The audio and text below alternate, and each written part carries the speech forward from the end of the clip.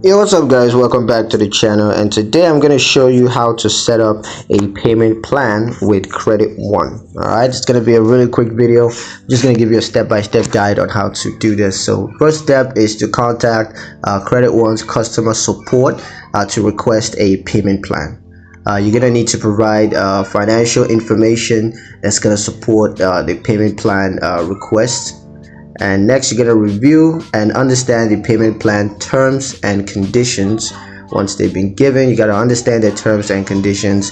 And once you have a better understanding, you just want to confirm the payment plan setup, and then you can start to make payments according to the payment plan schedule.